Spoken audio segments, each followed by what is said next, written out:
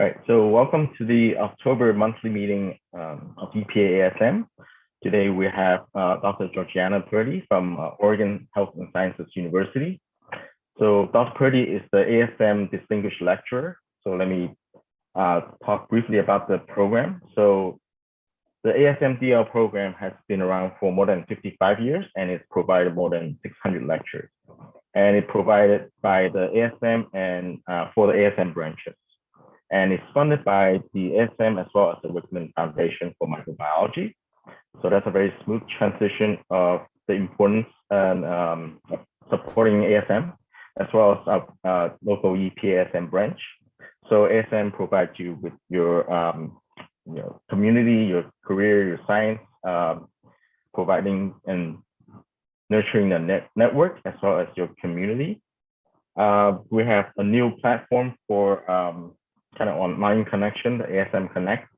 You can join the conversation, you can network between peers, you can share your science, and they're member-only events. And I think ASM is still conducting this salary survey. So if you're interested, you can go on there, asm.org/survey. And I want to highlight two upcoming events for EPAASM. So this is the last monthly meeting for the year, for 2020. In next Friday, we have our 50th annual clinical symposium, our 50-year historic look back and the view ahead for novel diagnostics. It will be a virtual meeting, and so we have a very impressive list of speakers. If you're interested, please go on our website, epaasm.org, to find details and register for the meeting. If you know someone you might be interested, please spread the word. Next, in December 14th, which is a Tuesday, we have our 30th annual Philadelphia Infection and Immunity Forum. Again, it will be featuring invited speakers as well as student speakers and poster sessions. The abstract submission information will be sent out tomorrow. Please participate. As you all know, for the Zoom etiquette, we'll hold all the questions to the end. And you can either use the participant tab and raise a little blue hand for the questions, and we'll unmute you so you can ask your questions. Or you can type your questions in the chat box and we'll relay the question. So I last mentioned that Kyle Rodino and Jason Heindel have joined the program committee. And so Jason will introduce the speaker for today. Great, thank you. So it is my pleasure to introduce today Dr. Georgiana Purdy, who became in 2020 an ASM Distinguished Lecturer, although we just found out that this is her first lecture as DL, at least for this year. So congratulations to us for getting her on Zoom for another Zoom meeting. Very pleased to have her, of course. So presently, she is now, as of 2021, recently promoted to full professor at Oregon Health and Sciences University in Portland. She's in the School of Medicine in the Department of Molecular Microbiology and Immunology. And she joined the department in 2008 after a postdoctoral stint with David Russell at Cornell, which is where she got interested in, presumably where she got interested in and started working on Mycobacterium tuberculosis. Prior to that, she did her doctoral work studying a former favorite pathogen of mine, Shigella flexneri, and looking at how some periplasmic chaperones and proteases contribute to polarization of a protein called ICSA and intercellular spread of that organism, which is a great model system. And then before that, really interestingly, she did her undergraduate degree in Gainesville, Florida, where she got both a Bachelor of Arts in History of Science and a Bachelor of Science in Microbiology down at the University of Florida. And so she really has published a number of excellent papers recently, has dozens of manuscripts to her name, a solid funding record. And what's also interesting to me in particular is that plays a big role in education and the graduate programs at OHSU, in particular as the director of the Molecular Microbiology and Immunology graduate program and as the graduate program in biomedical sciences. So I think she'll give us quite an interesting talk combining some biological chemistry, cell biology, and straight up bacteriology on Mycobacterium tuberculosis. It's a great name, the big ball of wax. So Dr. Purdy, thank you for coming, and you can take it away. Great, thank you for that really wonderful introduction. I am going to share my screen and hit play, and everything's going to go swimmingly. All right. So thank you again for inviting me to present at your ASM branch meeting.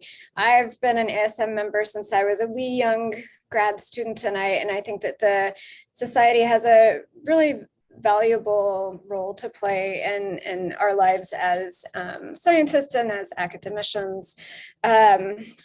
So let's get started with some science.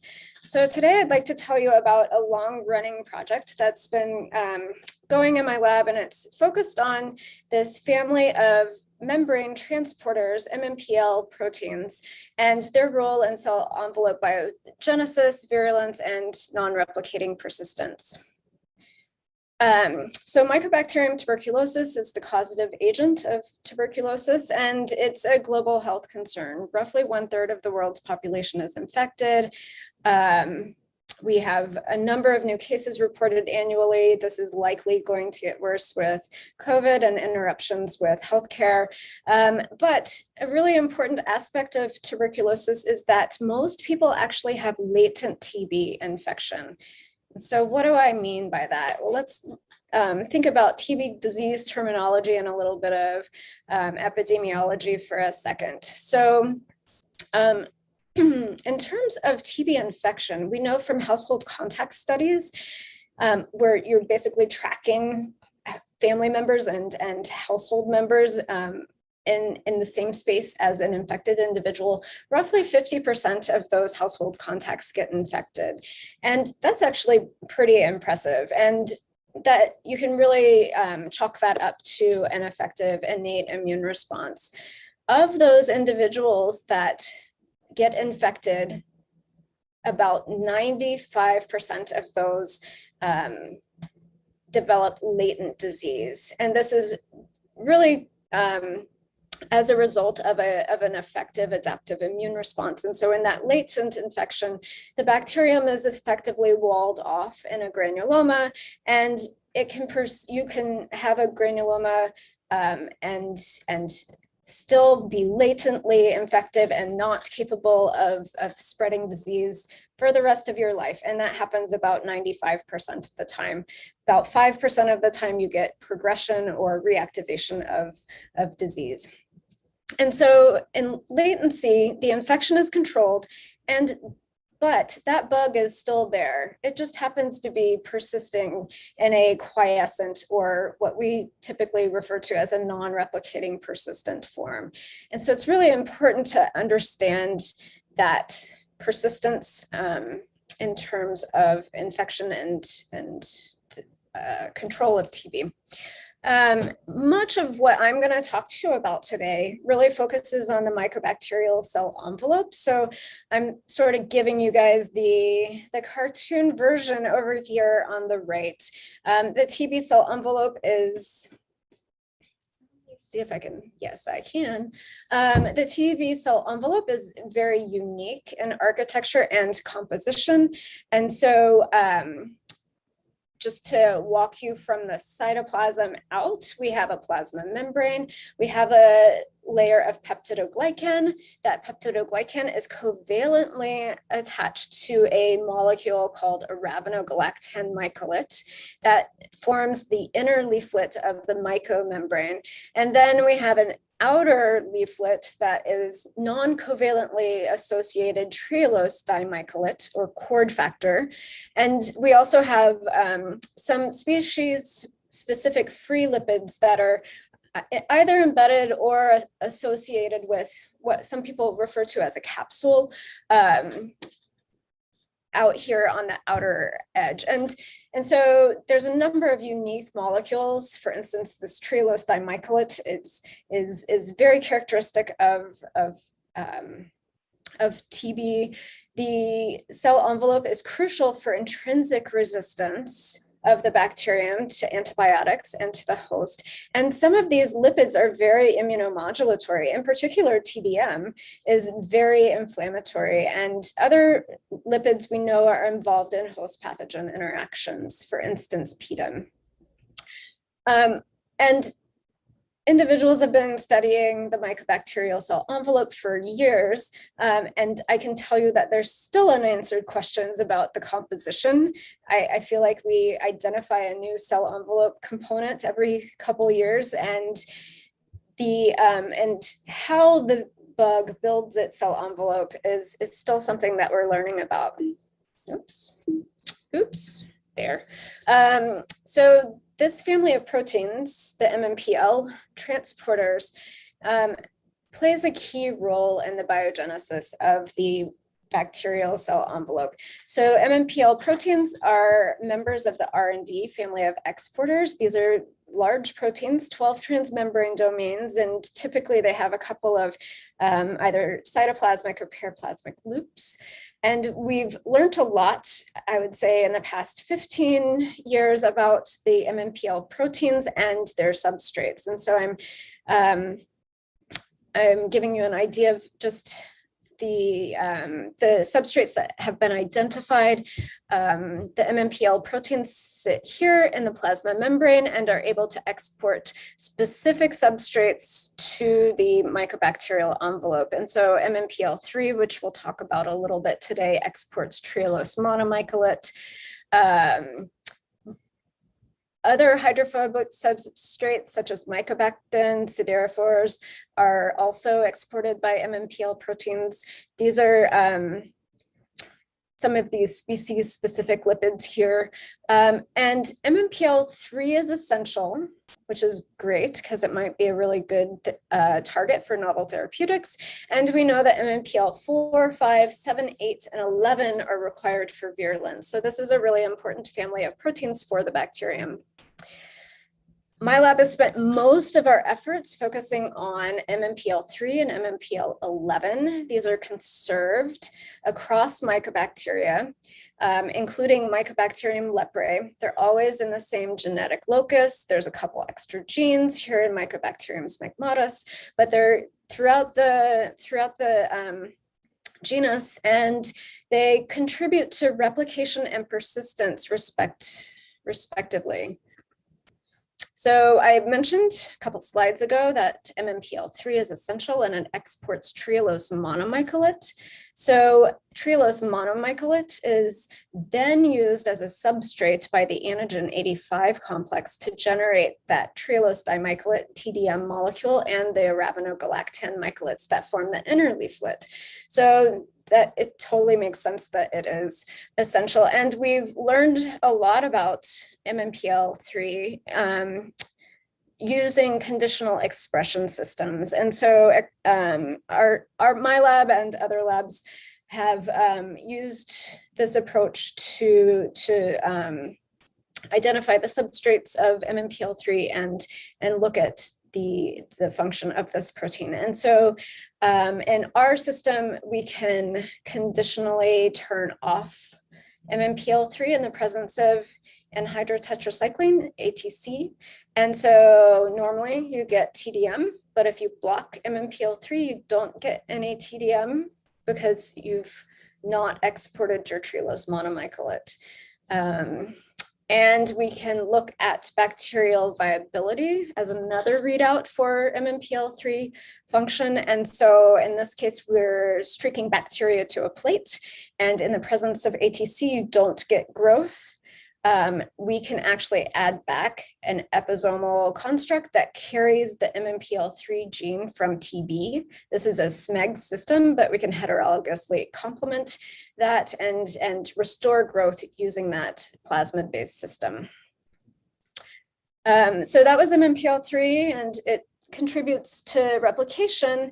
What I'm going to spend a little bit more time on today is telling you about MMPL11 and how it contributes to persistence. So non-replicating persistence, as I alluded to before, is really important because most people with TB have latent infections. those persistent bugs that are within the host have distinct cell envelope composition and are really important, phenotypically resistant to first-line TB drugs. So this definitely contributes to the length of TB therapy, which is 6 to 9 months, multiple antibiotics. So the really big questions in the field and the things that we think about in my lab is, how does TB establish non-replicating persistence? What pathways are still functional? Because these aren't dead bugs, they're still metabolically active. What pathways are functioning to keep them that way? And if we discovered these pathways, can we target them with new therapeutics? So my lab uses 2 in vitro models for non-replicating persistence, and they both incorporate nutrient and oxygen restriction, which are 2 sort of triggers for the establishment of dormant bugs. They just do it in different time frames. So the first model that I'm showing you is a biofilm. And so I've got my Corning bottle over here. This is a 4-week TB biofilm. The bugs sit there for a while, and then in about 3 weeks, a pellicle, a layer, forms at the air-liquid interface. I sort of refer to this as that layer that forms in your coffee cup when you've got cream in it and it gets cold, and then you reheat it in the microwave, and then you've got this like nasty plug of stuff that, if you're me, you reach in and you grab it and you fling it. So similarly, we reach in and we grab that pellicle and we can look at what is in that biofilm. And so in doing so, we know that it's got a lot of lipids, extracellular material comprising that pellicle includes free mycolic acids, long chain tags, mycolate wax esters. We can also look and see what the bug is thinking and doing, because some of these bacteria are really persistent and some of them are just somewhat less active. Our second model for non-replicating persistence is what we call PBS starvation. So we take growing bugs, and our normal media is 7H9 medium, and we wash them in PBS, and then we resuspend them in PBS and put them in a tube with very little oxygen. So all of a sudden, very rapidly, they experience nutrient restriction and oxygen restriction. And so both of these models are really good at generating phenotypically resistant bacteria. So we've got a couple of first-line TB drugs here, RIF, INH, ethambutol. And if you have 7H9 replicating bugs, you can kill them upon treatment with RIF, INH, or ethambutol. If they're sitting in PBS, you cannot kill them, because nothing drastic has happened. They don't have mutations in RPOB, but they are phenotypically resistant. And so really what we need more of probably in the field are compounds more like this one, which we characterized and showed that it actually was effective against dormant persistent bugs. Okay, so I'm going to tell you 2 main stories today. And the first story is about MMPL11 and what we learned about it in terms of its substrate and its role in non-replicating persistence, and some thoughts that we have about what those MMPL11 substrates are doing. So let's jump in here. And please, guys, if anyone had, I know that Vincent said to not interrupt, but I sometimes feel like these Zoom seminars can go very long, and I'm happy to be interrupted at any time. Okay, here we go. So one of our first observations about MMPL11 was in Mycobacterium smegmatis, and we saw that the MMPL11 mutant has reduced biofilm formation. So these are 4-day-old biofilms in Petri plates, and I've zoomed in a little bit so that you can see that in the wild type bugs, we have a pellicle and it's reticulated. It forms really nice structure. The MMPL11 mutant has a very weak biofilm and it doesn't reticulate very much. And we can complement that. This happens to be an episomal vector expressing MMPL11. I had a technician at the time, Sophia Pacheco, who did some beautiful transmission EM of these biofilms, and you can really appreciate the cording and the structure of these biofilms. The 11 mutant has very flat structure. It doesn't have pockets of gooiness like the sky does. And you can really even appreciate that those bugs seem to be a little bit more naked compared to the wild type and the complemented one. So that was our first phenotype for this guy. And we really went through a big process of lipid analysis. And I'm showing you thin layer chromatography, TLC plates here, where we've extracted total lipids as well as just the surface exposed lipids. And you can see that we have a couple species that are absent in the MMPL11 mutant that are present in the wild type and complemented strain. Using mass spec, we identified these lipids as a meromycanyl diacylglycerol, which is basically a tag or a triacylglycerol, except for it has a meromycolic acid on one of its R groups.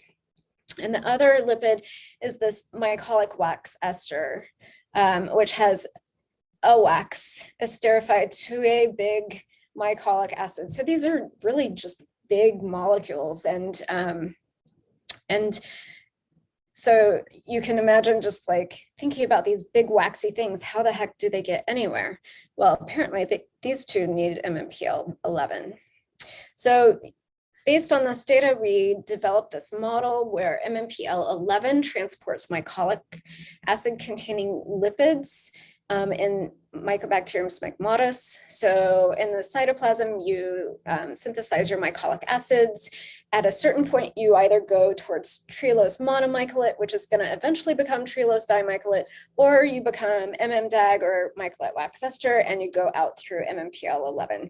Both of these transporters that we're interested in, very similar to one another, co-located in the genome, have similar substrates, but can't complement or compensate for one another. Okay, so that's in SMEG. And SMEG is a really great non-pathogenic model where sometimes you can bootstrap your way into the answer to your question. But our main question is not about what is MMPL 11 doing in SMEG. What we really want to know is what is it doing in TB, right? And so just starting out, we were able to express the MMPL 11 gene from TB in our MMPL 11 SMEG mutant. And so based on that heterologous complementation, we hypothesized that MMPL 11 transports mycolic acid containing lipids in TB as well.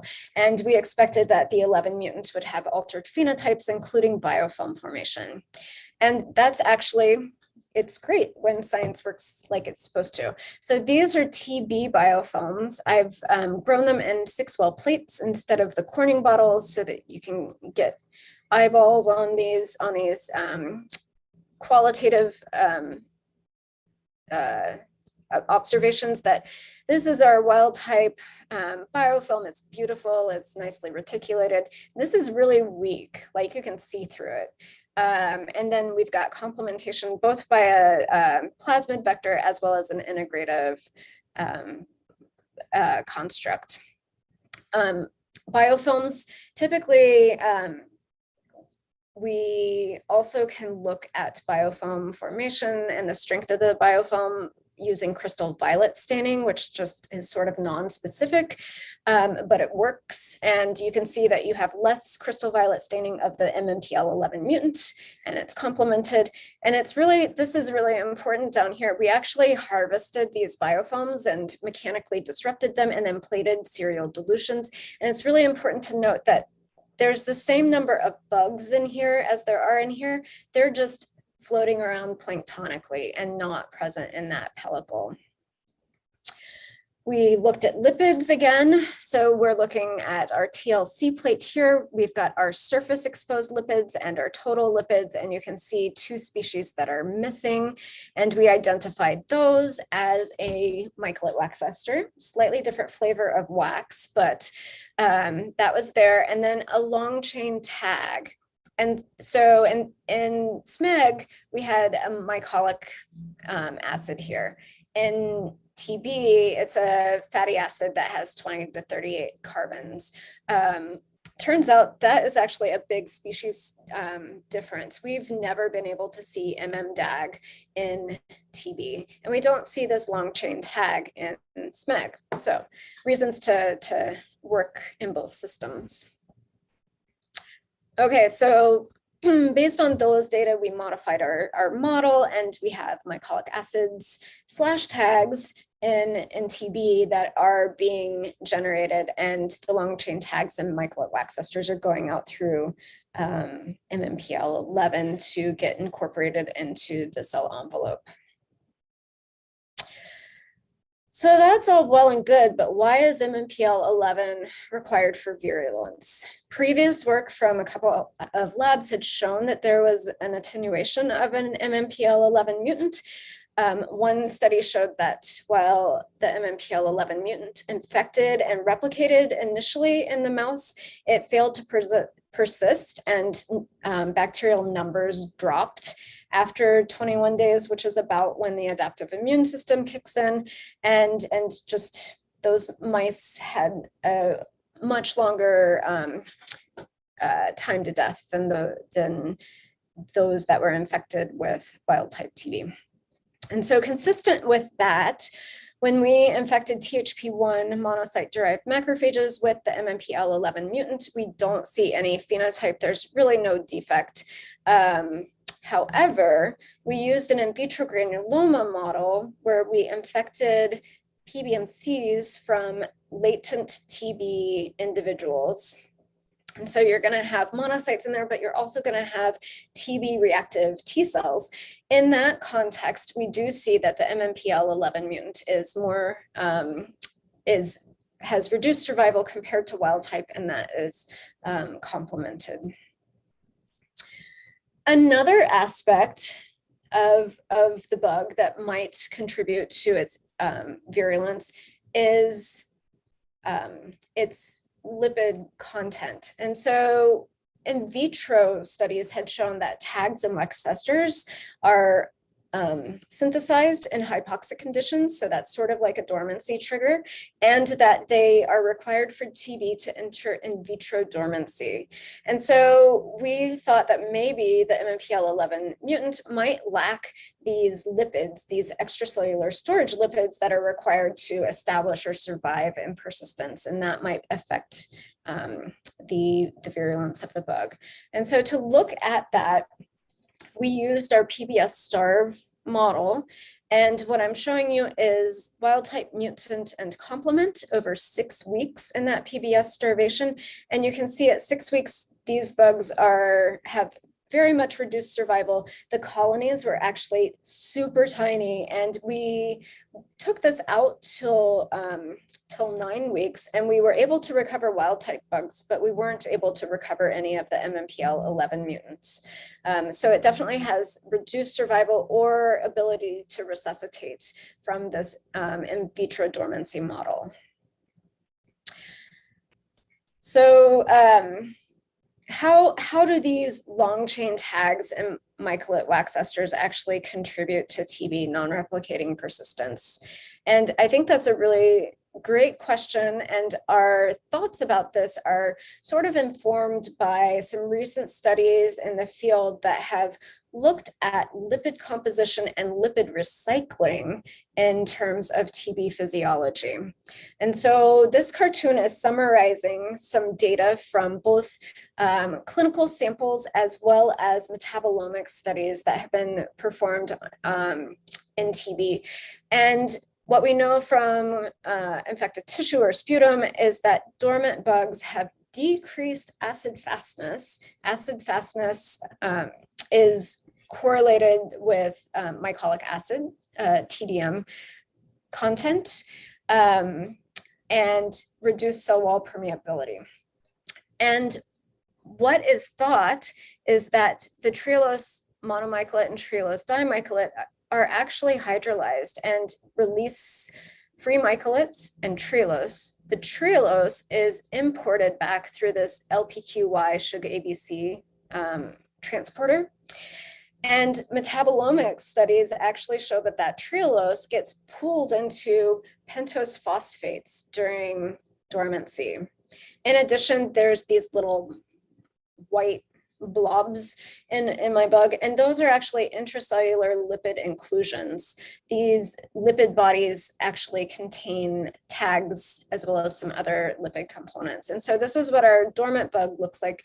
But when we resuscitate, so basically the metabolomic studies took the hypoxic bugs and then re-aerated them, what we find is those pentose phosphates get shunted straight into peptidoglycan biosynthesis and contribute to building of new cell wall and replication. And then you also have to remake your TMM and your TDM. And when this story came out, myself and I know other people were like, oh my gosh, you just spent so much energy making these big waxy or complicated molecules. You're going to send them out and then you're going to degrade them. Oh my gosh. But this happens apparently. Okay, so how did that impact what we were thinking? Well, we also have been thinking about how lipids change and are they recycled. So in the lab, we were looking at biofilm formation, but then also dispersion. And so we grew up our biofilms in transwells and they look cute and beautiful. And then we took the transwell and we dip and transferred it to new growth media. And so we've got our planktonic profile here. This is our biofilm profile. So you can see that they are very distinct. And within 4 days of dispersion, at which point the bacteria maybe have gotten their acts together and replicated once, those lipids are gone. Okay, so what happens to them? Where did they go? One thought that we had was that we really didn't know what was happening in the bug at this point in time. So in order to get an idea about the genes involved and the pathways involved in lipid metabolism in dormancy versus planktonic growth, we performed RNA-seq, and we identified 339 genes that were differentially expressed in TB biofilms compared to planktonic culture. And you won't be surprised that there's a lot of differences in metabolism and cell wall processes. But what did we learn from this? So there were some really interesting genes that were very highly upregulated in our biofilm RNA-seq, and I'm showing you the qRT-PCR data where we confirmed their upregulation in biofilms, and we also looked to see if it was similar in our PBS starvation model. So one of our top upregulated genes in biofilms is this RB2301, which is a secreted hydrolase. We also saw high upregulation of a triacylglycerol synthase, a tag synthase, TGS2. And we saw tenfold upregulation of an MCE1 locus that encodes for a fatty acid import system. We looked at a couple of genes that we knew didn't move just to have a negative control here. But based on this, we have a working model that we're currently testing that to survive within biofilms or during non-replicating persistence, TB reprograms, it upregulates the biosynthesis of long chain tags and mycolate wax esters that it then exports through MMPL11. These mycolate wax esters and long chain tags are then hydrolyzed, perhaps by cut2. I think it actually, I can tell you that it's not just cut2, there's others involved too, into the wax, the free mycolic acid and fatty acids, which are then imported back into the cell and could be incorporated directly into new cell envelope lipids, or it could be beta oxidized for energy and nutrients. So we decided to take a genetic approach, and we have constructed mutants in these genes. And I'll show you one bit of data that I find validating. So we've got wild type, we've got an MCE1 mutant, we have the complemented strain. We're looking at surface lipids and total lipids and biofilms. And you can see that we've got a huge accumulation of something. And it turns out that those are free fatty acids that have accumulated in the biofilm. So the bacteria is able to form a biofilm, but it's not able to re-import those fatty acids that are generated in that biofilm. In addition, we find that using the PBS starvation model, we actually see that the MCE1 mutant, similar to the MMPL11 mutant, has a reduced ability to survive or resuscitate from in vitro dormancy. So we actually think that these exported lipids are recycled by the bug upon resuscitation. So we've made a number of direct mutants, and those mutants have allowed us to test this hypothesis. I will add that there's about 10 tag synthetases that contribute to tag biosynthesis in TB, and so knocking out one of them is not sufficient. A number of them contribute. There's also a number of secreted hydrolases, and so knocking out CUT2 is not in itself sufficient to decrease the generation of free fatty acids and mycolic acids from these mycolate wax esters and long chain tags.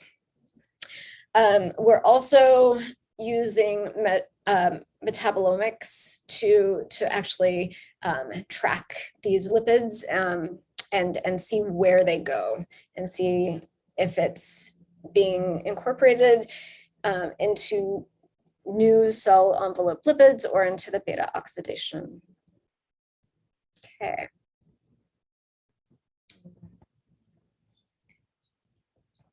Okay, so the second story that I'm going to tell you today, and some of this work has been done in collaboration with a structural biologist, Dr. Edward Yu, who's now at Case Western.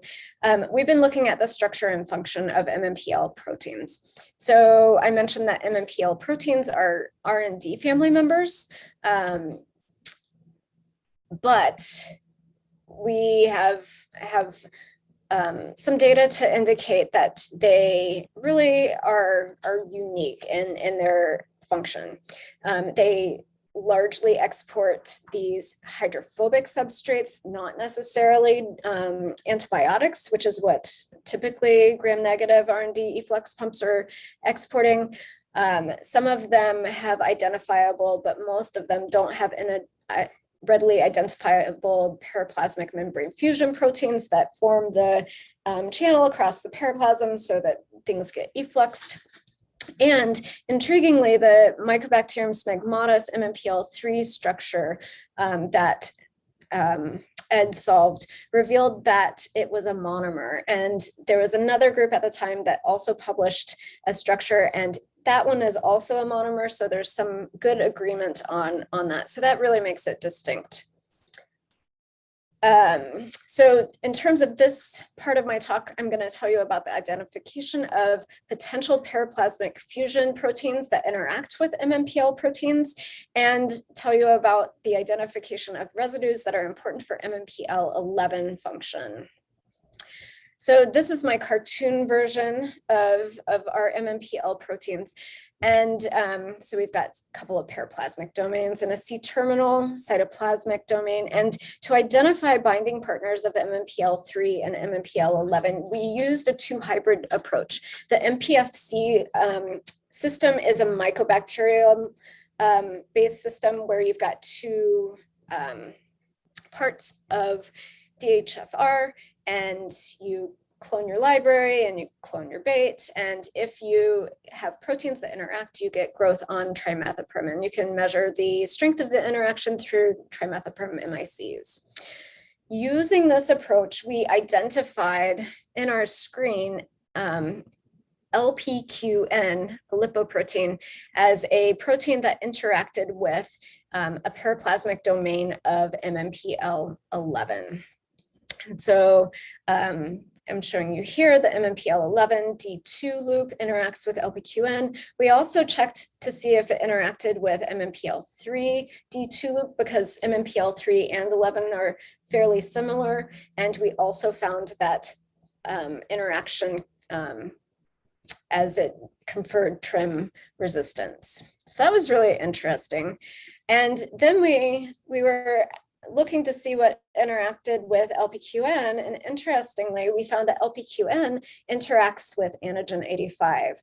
And so TMM, if you guys remember, is exported by MMPL3, and that antigen 85 complex converts two TMMs to one TDM. And so we think that LPQN is there to facilitate either chaperoning or forms a scaffold to make sure that the substrate gets to where it needs to get. In support of that, we collaborated with Ed Yu, and he was able to solve the crystal structures of APO-LPQN, but also LPQN in complex with two trehalose compounds that are supposed to mimic trehalose monomycolate. And so that really establishes LPQN and perhaps other lipoproteins that are similar to LPQN as a potential lipid binding partner of the MMPL proteins. So next, and this was sort of ongoing at the same time, we were interested in the identification of residues important for MMPL11 function. And for this, we went back to our heterologous expression system where we're in Mycobacterium sphegmatis in the MMPL11 mutant, but we're expressing the TB protein. And so biofilm and wild type, not in the mutant. We can restore biofilm formation with MMPL11, the wild type protein from TB. And then we had a series of mutations. This first one, Y610F, that tyrosine is known in other MMPLs to be involved in the protein's ability to utilize the proton motive force. So it's part of the proton relay, and that protein is dead, which we anticipated. We also did deletions in the D1 and D2 loops and found that the D1 loop is really important for biofilm formation. By eye, the D2 and the C terminal deletion mutants formed a biofilm. It wasn't a great biofilm. We followed up with lipid analysis. These are TLC plates. And so what I'm showing you is that our two substrates of MMPL11 are absent in the mutant, complemented with wild type, not complemented with the D1 deletion mutant, and or the Y610F. But all of the TDM is getting out just fine because it's using MMPL3. We've really only broken one of our MMPL proteins here. And importantly, it wasn't because we weren't getting protein expressed. This protein hates to be expressed. I will just say it. We can see protein by Western, our wild type protein. There's actually more of the 610 and the delta D1 loop, but those proteins are just not functioning. A study about 10 years ago from Bob Hussen's group at Harvard looked at the global phosphoproteome of TB in a variety of different conditions. And I like to tell my students and my technicians, if someone publishes a data set, oh my gosh, you have to explore that data set. You just get into their Excel spreadsheets and you find interesting stuff. And that's because I can't afford to do all of the experiments that everyone else is doing, right? So in this publication, the Hessen group showed that there was a threonine in the C-terminal domain of MMPL11 that was phosphorylated during planktonic growth and not in other stress conditions that they looked at. And so we made phosphoablative and phosphomimetic constructs. And interestingly, we found that the phosphomimetic construct also failed to complement the biofoam phenotype or the lipid phenotype of the MMPL11 mutant. So this is in our SMEG system. We definitely are getting protein made. It's just not functioning. And so we went into TB with this construct. We've got wild type H37RV. We have our MMPL11 mutant that has a very weak biofoam. It's complemented very nicely by the T765A, but not by the T765E construct. Our lipids look how you would expect. The A restores to wild type, the E mimetic does not. And again, this is not a general defect. MMPL3 is working just fine. The rest of the lipids in the cell envelope look normal. This is really just a point substitution that impacts the function of MMPL11. Interestingly, this is our PBS starvation model, and turns out it's not important. That phosphorylation is not important in this model, and that's actually a little bit interesting to us because slow transition versus a fast transition, maybe the phosphorylation signaling pathways are a little bit different. So what is the role of this phosphorylation and what do we think is happening? So we found that MMPL11, when it's expressed over from its native promoter, accumulates over time. So this is at increasing ODs. We see an increasing amount of the his-tagged MMPL11 quantitated below.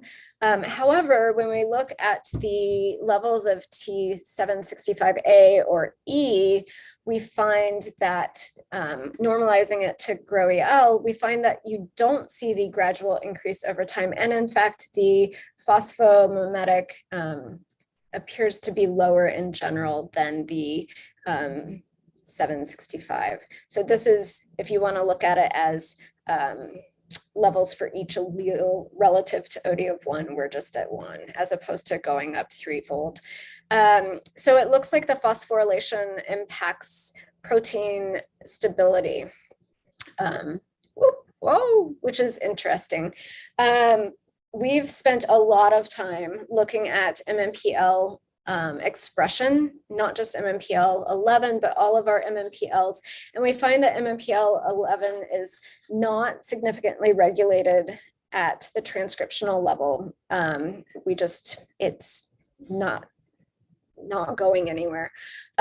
However, data I just showed you, as well as work from others, has shown that the levels of MMPL11 do change over different conditions. And so this is data from Schubert et al. That did quantitative proteomics, and MMPL3 is in blue, MMPL11 is in orange. And you can see over a time course of hypoxia, where you're going from day 0 to day 24 hypoxia, you see an increase in the amount of MMPL11, and it rapidly drops after resuscitation. And so our hypothesis is that MMPL levels are actually regulated by phosphorylation. MMPL11 is phosphorylated in planktonic growth, where it's not needed, and so turnover is high, and it is not phosphorylated in biofilms, where you want the protein to accumulate and export those biofilm-associated lipids. So in our structure function studies of MMPL proteins, we've shown that MMPL11 utilizes the proton motive force. We've identified lipoproteins that appear to interact with MMPL proteins to facilitate lipid export. We've demonstrated that phosphorylation of MMPL11 impacts the function of that protein, and we think it actually impacts protein levels. And so if you don't have that transporter there, you're maybe not synthesizing these, or they're going elsewhere. The mycolic acid is probably going out as trehalose monomycolate. And in future work, I think that this is actually something that we're going to investigate further. We're really interested in identifying which of the kinases phosphorylates this residue. So TB has 11 serine threonine protein kinases that could be doing the job. We have an idea of which one or which ones might be doing the work. And we also think that there's phosphoregulation of other MMPL proteins. There's data in the literature that hints that this happens with MMPL3 and with MMPL7. Other groups have identified phosphosites in those proteins. And we're still interested in understanding a little bit more about lipoprotein adapters for MMPL function. Some tantalizing new data. We used our SMEG conditional strain, and we expressed the MMPL3 containing point substitutions at a couple of the phosphosites, and the threonine 841 doesn't seem to be impacted. This is our empty, so you can see how you kill it if you don't have a wild type copy. 840A doesn't seem to impact growth, but 840E does. On the other hand, this is a biofilm, and we've quantified biofilm material using crystal violet. This is how much you get. And we do the knockdown of the MMPL3 at day 2, and day 3 is when the pellicle forms or it doesn't form. And so you need a wild type MMPL3 to form a good biofilm. And it looks like the 840A doesn't function as well in that context. So there's something going on, and I'm keen to figure it out.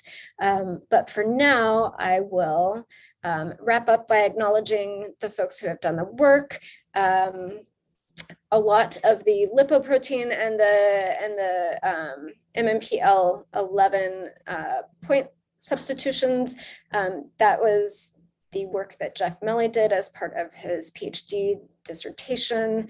Current lab members, Merritt and Carey, are busily cloning point substituted constructs and playing in the BL3 with biofilms and lipids. And we have great collaborators, in particular, Dr. Fangfu Xu at WashU is my long-term lipid mass spec guy, and these are not trivial things. It's not as if when you send it a proteomics sample and you get mass spec back. There's a lot of voodoo and creativity involved in identifying and characterizing novel lipids. So with that, I will stop and take questions. Let's see. Thank you for a wonderful talk. Let me ask the first question. So I'm not too familiar with the in vitro granuloma model where you infect PBMC from latent individuals. How do you think the T cell, MTB specific T cells would affect the MMPL importance in the survival of the TB? So in this case, this is an in vitro granuloma model that Larry Schlesinger actually set up, and that was when he was at Ohio State. So I think what is happening is those T cells are seeing TB antigen presented by the monocytes, and they're starting to secrete interferon gamma. although I have not ever just hit the macrophages with interferon gamma to exclude other antimicrobial aspects of T cell biology. So, we look at it as immune pressure. In a different granuloma model, we take THP1 cells and infect them. And then our collaborator here at OHSU, Dave Lowenson, has T cell clones that will recognize antigen presented by those THP1s. It's a little bit simpler. And in that context, the T cells are making gamma. They're also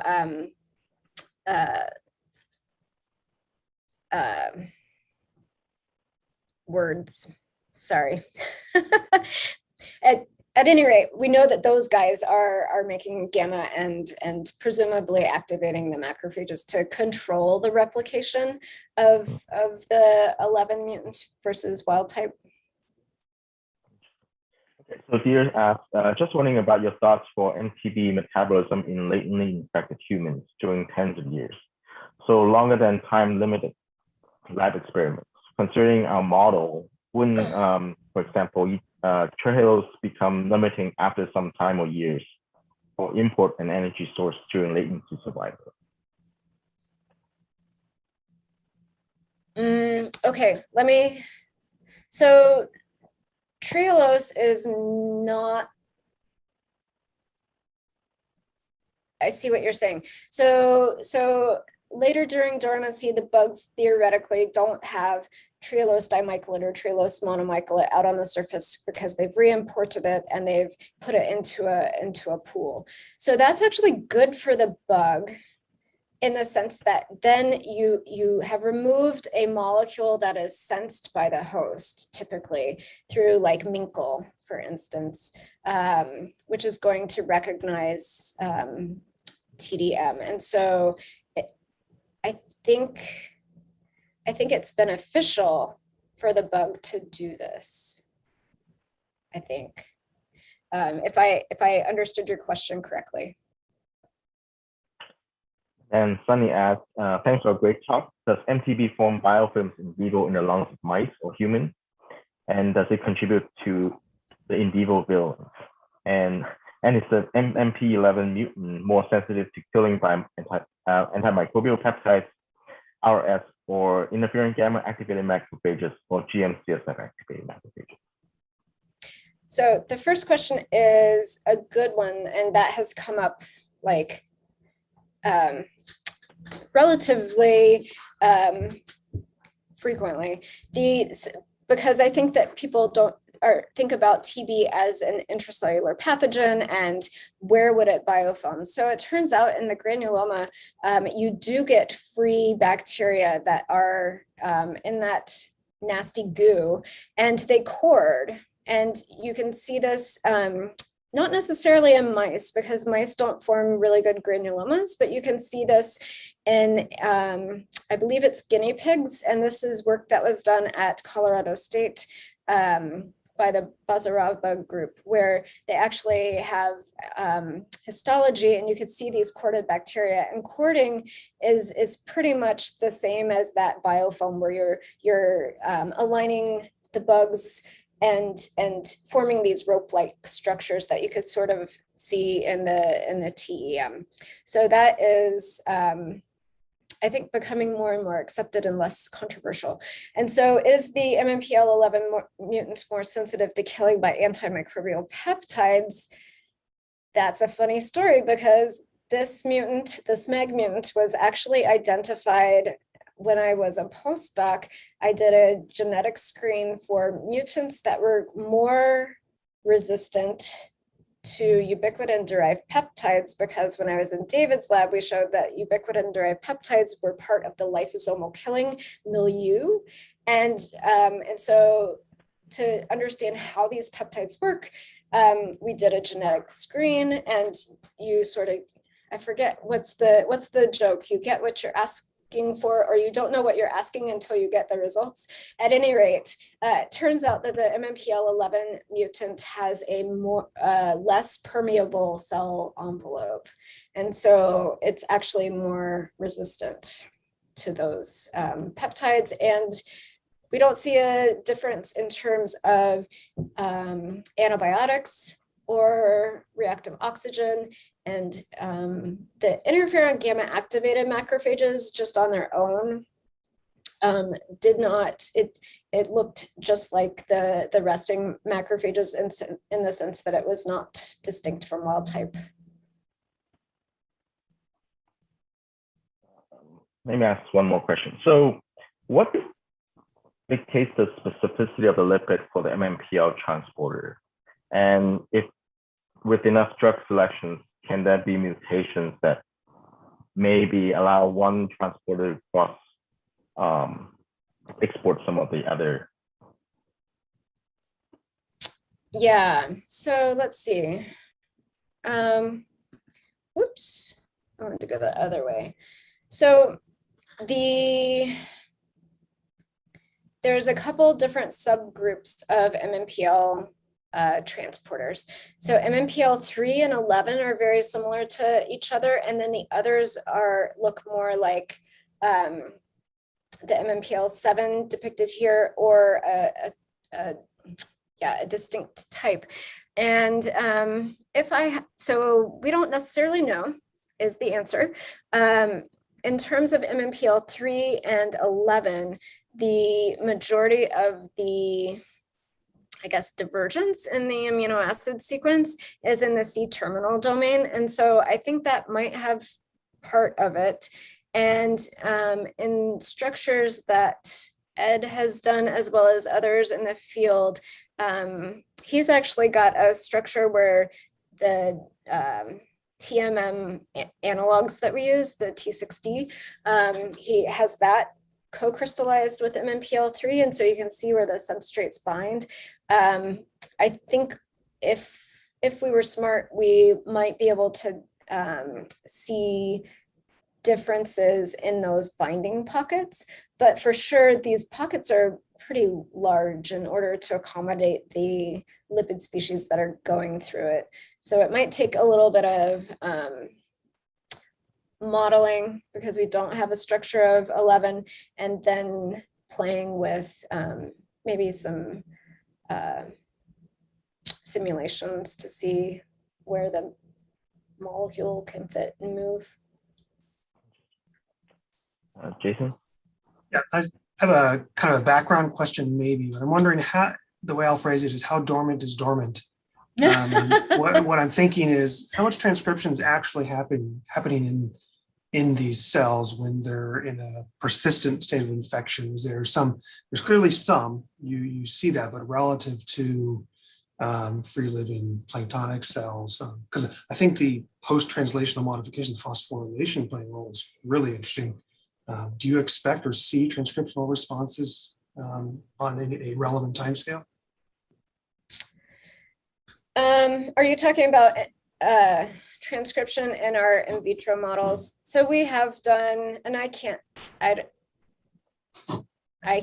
even begin to guess what the transcript levels are in planktonic bugs versus PBS starved bugs. I just know that we have to use a lot more material when we take from PBS starved bugs. So there's definitely, but I don't have a ballpark number on that.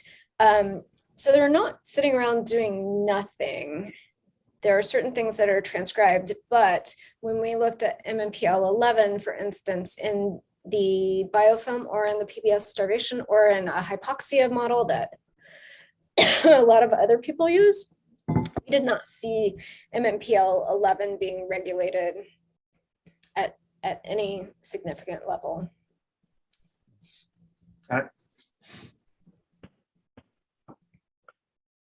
No more questions. Thank you very much for giving a wonderful talk, and thank you for accepting our invitation. And thank you everyone else for joining us. Awesome. Thank you guys for coming and the invite. Yeah. Thank you. Bye. Yep, thanks for coming.